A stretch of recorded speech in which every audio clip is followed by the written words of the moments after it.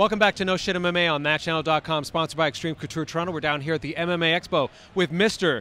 International, Shonie Carter. How you doing, buddy? I am doing outstanding. I mean, wow. You're looking good, man. Yeah, it's a nice jacket. Yeah, you know, considering the long, early last night, early morning. So, did you get any sleep? I heard you got naked last night. It happens. Yeah. I was wearing a kilt. You didn't leave the country just on a whim last night, though, did you? No whim leaving. I'm here. I know I'm here. I have my passport on me. Okay, good idea. Nice. We got that story when Shonie was last on the show. He told us all about how you ended up. What country was it? You ended up in Istanbul, Turkey, and Sofia, Bulgaria. And that's you woke up there. You like up. all sort of just it was like, yeah, I was probably with some people. Then all of a sudden I was kind of on a plane. I woke up in Turkey. Turkey. You know, I was in Istanbul. I'm in Istanbul. Yeah. Everybody was like, "Is that real?" Yeah. And the underground moderator, Kirik, they did an ISP check on me, and they're like, "You're really in Istanbul." I'm like, "Yeah, bitch, I told you." I'm not. I don't sit around and make this up. Help. You can't make that up. No, that and you're not technically savvy enough to like sort of get somehow the internet to make it think that you're in Istanbul. Right. You know, I'm not that smart. I can talk about other things and mess you up. That actually reminds me of something. Yesterday, Frank Trigg was just picking on me like crazy. Like he told me to quit fighting. He told me I shouldn't be a broadcaster because I suck. He said I should go back to being a male prostitute. All kinds of shit. How should I deal with that? Like, how would you deal with Frank Trigg fucking with you? Franklin, you tell him. Yeah. I said you have been ordained in the name by blue blood of brawling, the king of bling, Mr. Aikido and Speedo, Shonie Carter, and you are hereby allowed to proceed in the pursuit of your own personal happiness and the organized caged violence that you are so athletically endeavoring upon. Thank you, sir. Am I Sir Robin Black now? You are now Sir Robin Fade to Black. All right. That's perfect. Robin, are you going to be able to remember all that? Because that right there was very eloquent and very succinctly said. I'm going to probably go with yo, Frank, Shonie said fuck you.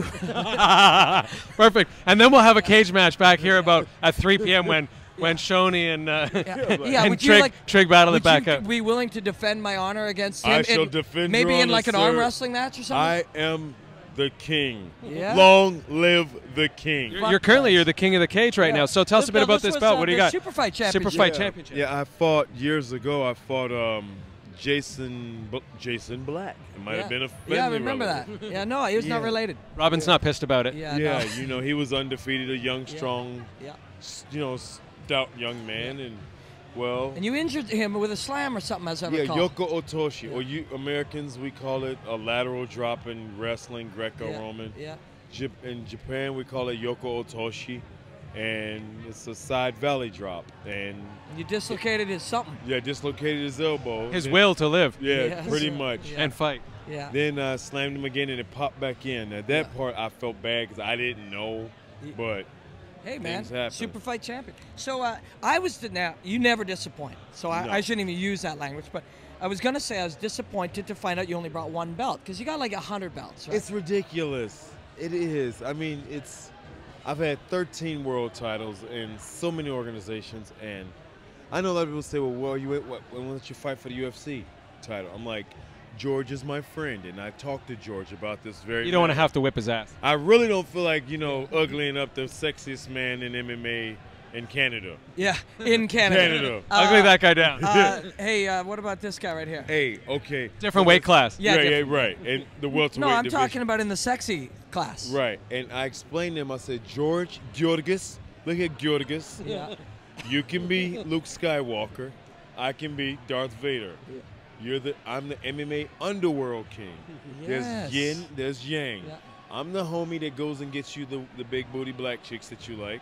Does he like that stuff? Man, Georgis and me are like this. Yeah. Like this, man. That's you on top right there? Yeah, pretty much. That's you on so top. you got some chick stories with him? Well, I don't know if he has a girlfriend, so I'll play the 1, 2, 3, 4, 5. If he don't, if you do, I will take this time. Let's pretend he doesn't. Let's say he doesn't. Okay. Now, if he don't have a woman in his life, I'm going to act as if he don't. He don't. And set the story back, say 5 years, so that way it has nothing relative to anything on a random day.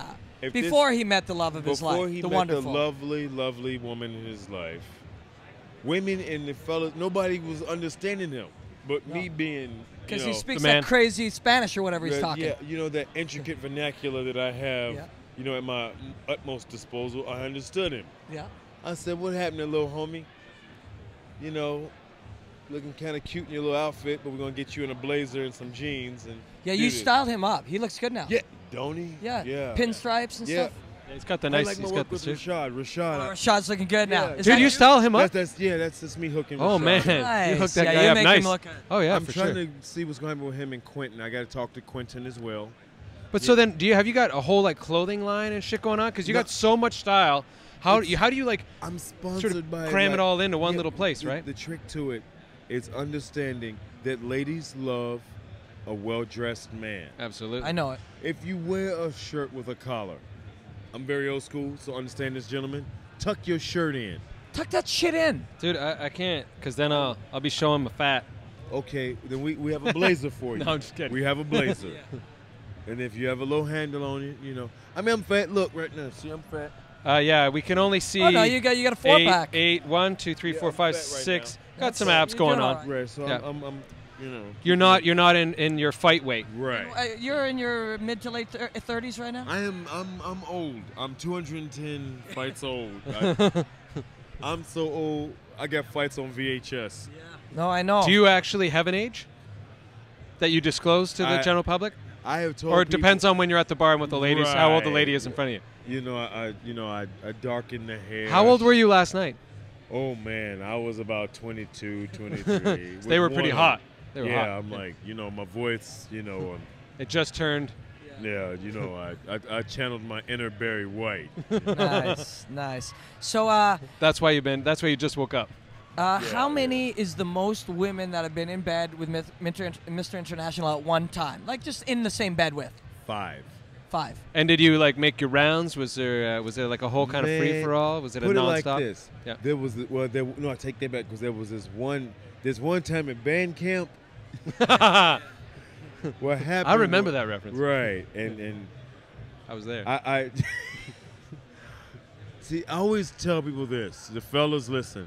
It's not about the quantity, it's the quality. Because having 5 2s is not 10. That's not a 10. No. Yes, it is a 10. No, it's not. That's called nice 2 still. Yeah, I mean, it's a lot of 2. I would prefer to have one really good-looking dime. Right.